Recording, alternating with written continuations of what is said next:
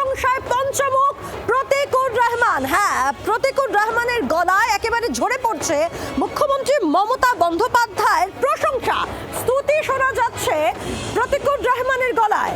Supreme কোর্টে মুখ্যমন্ত্রীর লড়াই দেখার মতো, এসআইআর নিয়ে মুখ্যমন্ত্রীর লড়াইয়ের প্রশংসায় প্রতীক। অন্য কোন রাজ্যের মুখ্যমন্ত্রী তো লড়েননি, পিনারাই বিজয়নের লড়াই করা উচিত ছিল। সিপিএম এর কোনো নেতা লড়াই করেননি। এসআইআর নিয়ে লড়াইয়ে তৃণমূল অনেক এগিয়ে, এই কথা বলছেন কে? প্রতীকুর রহমান।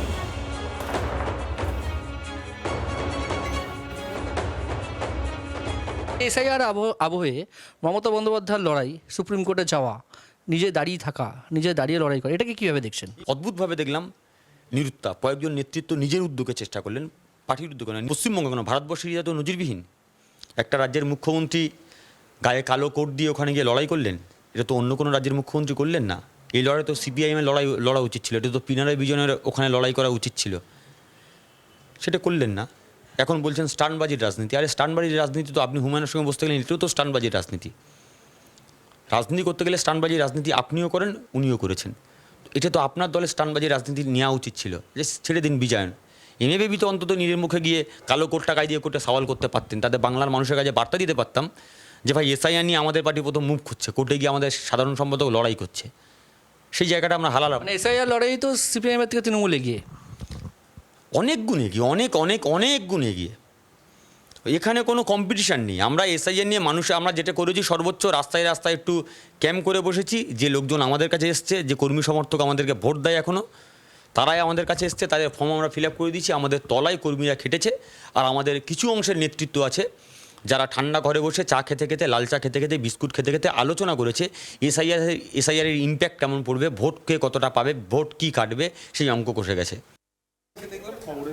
আমরা কথা বলবো, আমাদের সঙ্গে সরাসরি রয়েছেন আমাদের প্রতিনিধি প্রবীর চক্রবর্তী। প্রবীর, ঠিক যে সময় দাঁড়িয়ে প্রতীকুর রহমান মুখ্যমন্ত্রীর প্রশংসা করছেন, এই সময়টা অত্যন্ত প্রাসঙ্গিক।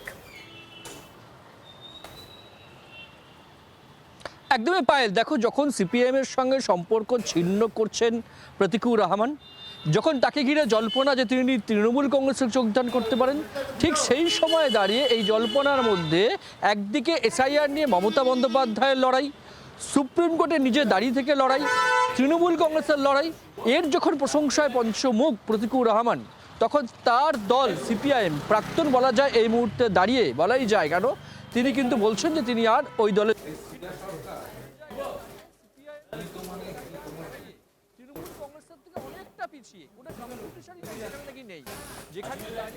প্রবীরের কথা আমরা শুনতে পাচ্ছি না, আমরা আবারও যোগাযোগ করার চেষ্টা করব আমাদের প্রতিনিধি প্রবীরের সঙ্গে। তবে তার আগে প্রতীকুর রহমান তিনি একেবারে মুখ্যমন্ত্রীর প্রশংসায় পঞ্চমুখ, এবং তিনি বলেন যে সিপিএম এর কোনো নেতাই এসআইআর নিয়ে লড়াই করেননি, তারা শুধু আলোচনা করে।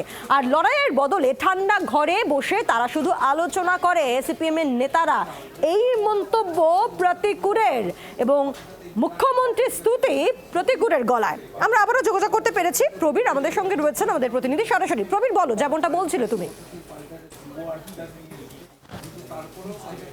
একদিকে যখন মুখ্যমন্ত্রী প্রশংসা করছেন প্রতীকুর রহমান, যেভাবে মুখ্যমন্ত্রী সুপ্রিম কোর্টে লড়াই করেছেন, এই লড়াই তো কেরালার মুখ্যমন্ত্রী করতে পারতেন, অর্থাৎ তার দলের মুখ্যমন্ত্রী করতে পারতেন, সিপিআইএমের সর্বভারত সাধারণ সম্পাদক তিনি করতে পারতেন। এমনকি তারা সেটা তো করেনি, এবং কি পার্টি এই যে রাজ্য সিপিআইএম নিচুতলার কর্মীরা খেটেছেন, কিন্তু প্রথম সারির নেতৃত্ব তারা আলিমুদ্দিনে বসে লাল চা খেতে খেতে তার ইম্প্যাক্ট আলোচনা করেছেন।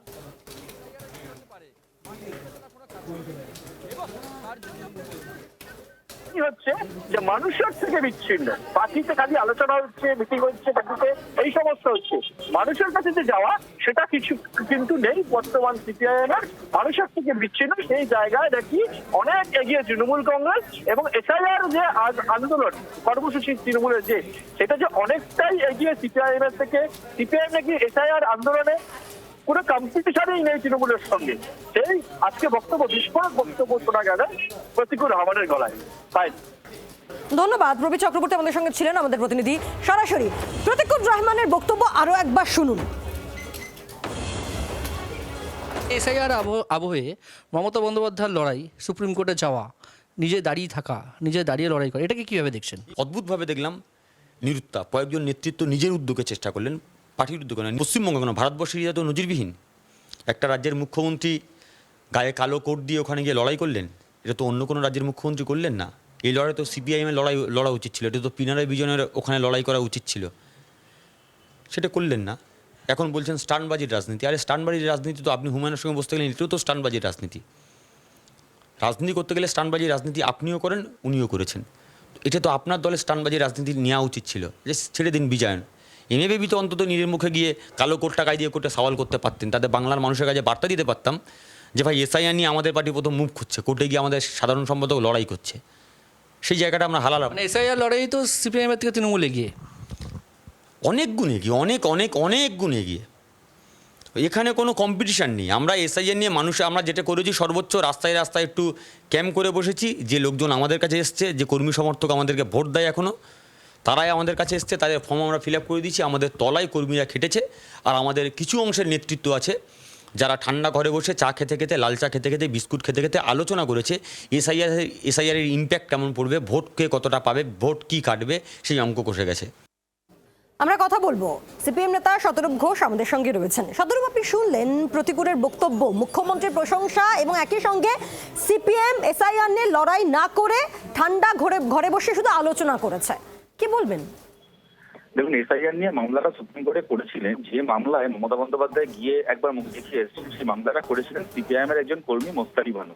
এটা দুর্ভাগ্যজনক যে প্রতিকূল আজকে মোস্তারি বানুর বলে মমতা বন্দ্যোপাধ্যায়কে বেশি চিনতে পারছে বা বেশি গুরুত্ব দিচ্ছে। বিজেপি সরকারের বিরুদ্ধে সুপ্রিম কোর্টে গিয়ে ইলেকটোরাল বন্ডকে বাতিল করিয়ে এনেছে সিপিআইএম এর করা মামলায়। ইলেকটোরাল বন্ড ব্যবস্থা যে খালি বাতিল হয়েছিল তাই নয়, সমস্ত রাজনৈতিক দল কে কার কাছ থেকে কত টাকা খেয়েছে সেই তালিকা প্রকাশ করতে বাধ্য হয়েছিল state bank of India CPIM এর করা মামলায়। ওয়াকফ সংশোধনের বিরুদ্ধে সুপ্রিম কোর্টে মামলা এই মুহূর্তে যে চলছে, সেই মামলাটা দায়ের করেছে সিপিআইএম। সেই মামলায় একদম পিটিশনার হচ্ছেন মোহাম্মদ সেলিম।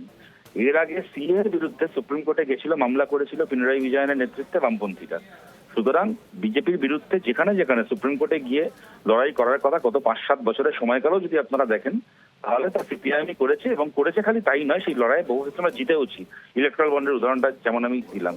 সুতরাং এই কথাগুলো এখন কি বলা হচ্ছে, কেন বলা হচ্ছে সবাই বুঝতে পারছে, সেগুলো নিয়ে আমার নতুন করে বলার কিছু নেই। কিন্তু পুট দ্য ফ্যাক্ট স্ট্রেট আমি আপনাদেরকে মনে করালাম, যেগুলো আপনাদেরই জানা, আপনাদের এগুলো জানাই ছিল, আমি আর একবার মনে করালাম। ধন্যবাদ। তো শতরূপ ঘোষ ছিলেন আমাদের সঙ্গে টেলিফোনে। প্রতিকুর রহমান তিনি একেবারে প্রকাশ্যে জি24 ঘন্টা এক্সক্লুসিভ, তিনি মুখ্যমন্ত্রী মমতা বন্দ্যোপাধ্যায়ের প্রশংসা করলেন, স্তুতি করলেন এবং তিনি বললেন এসআইআর নিয়ে মুখ্যমন্ত্রী মমতা বন্দ্যোপাধ্যায়ের লড়াই প্রশংসাযোগ্য। আমরা কথা বলবো, দেবাংশু ভট্টাচার্য তৃণমূলের আইটি সেলের স্টেট ইনচার্জ আমাদের সঙ্গে রয়েছেন। দেবাংশু, প্রতিকুর রহমানের গলায় মুখ্যমন্ত্রীর স্তুতি, অনেকেই কিন্তু 2-2-4 করছেন। দেখুন, 2-2 সবসময় 4 হয় না, 22ও হয়। এখন বিষয়টা হচ্ছে যে প্রতিকুর রহমান প্রশংসা করছেন, এটা তো শুধু প্রতিকুর রহমান বলে নয়। আপনি যে কোনো গ্রামগঞ্জের সিপিএম এর সমর্থক বা কর্মীর সাথে গিয়ে যদি কথা বলেন, যারা প্রকৃত অর্থে বিজেপি বিরোধী আদর্শ নিয়ে রাজনীতিটা করেন, কারণ বামপন্থী হতে গেলে তো প্রথমত দক্ষিণপন্থার বিরুদ্ধে থাকতে হবে। তো সেই উগ্র দক্ষিণপন্থার বিরুদ্ধে যারা সত্যি সত্যি আদর্শগতভাবে সিপিআইএমটা করেন বিশেষত, তাদের গিয়ে যদি আপনারা জিজ্ঞেস করেন, তারা কিন্তু প্রত্যেকে মমতা বন্দ্যোপাধ্যায়ের এই লড়াইটাকে স্যালিউট করেছেন। মমতা বন্দ্যোপাধ্যায় যে কোনো লড়াইকে যেভাবে রাস্তা থেকে শুরু করে পার্লামেন্ট পর্যন্ত, অ্যাসেম্বলি থেকে শুরু করে কোর্ট পর্যন্ত নিয়ে যেতে পারেন, ভারতবর্ষের বিরোধী রাজনীতিতে মমতা বন্দ্যোপাধ্যায় একটা টেক্সট বুক, মমতা বন্দ্যোপাধ্যায় একটা থিসিস, মমতা বন্দ্যোপাধ্যায় একটা রিসার্চ পেপার। এই বিষয়ে তার পরম শত্রু অবজ্ঞা বা অবহেলা বা অস্বীকার করতে পারবেন না। ফলে স্বাভাবিকভাবেই আজকে যখন তিনি এসআইআর এর বিরোধিতা করছেন, তখন তিনি রাজ্যের মুখ্যমন্ত্রী যতটা না, তার চাইতে অনেক বেশি এই বিরোধী রাজনীতিটাই করছেন। একদিকে রাজ্যের মুখ্যমন্ত্রী হিসেবে রাজ্যের 10 কোটি মানুষের প্রতিনিধি, এবং তারপরে তার যে বিরোধিতার জায়গা। তো প্রতিকুর রহমান যে কথাটা বলেছেন, ফ্যাকচুয়ালি তো কথাটা কারেক্ট নয়। সিপিএম তো অনেক কিছু করতে পারতো। সিপিএম এর তো কেরালাতে গভর্নমেন্ট আছে, কটা কোর্টে গেছে, কটা মামলা করেছে, কটা মিছিল করেছে। তারা জানে বিজেপি তাদের রাজ্যে তৃতীয় শক্তি, লড়াই করার কোনো প্রয়োজন নেই। কিন্তু মমতা বন্দ্যোপাধ্যায় কিন্তু বিজেপি যখন রাজ্যের তৃতীয় শক্তি তখনও এদের বিরুদ্ধে লড়েছেন, যখন এই রাজ্যের দ্বিতীয় শক্তি তখনও লড়েছেন। তবে প্রতিকুর বাবুকে অভিনন্দন, তিনি সত্যিটা উপলব্ধি অনেকদিনই করেছিলেন, কিন্তু ফাইনালি পদত্যাগপত্র জমা দেওয়ার পর সেটা বলতে পেরেছেন। তাকে মুক্তির জন্য, মুক্তির স্বাদ পাওয়ার জন্য অভিনন্দন। বাংলার আওয়াজ, বাঙালির আবেগ, জি24 ঘন্টা।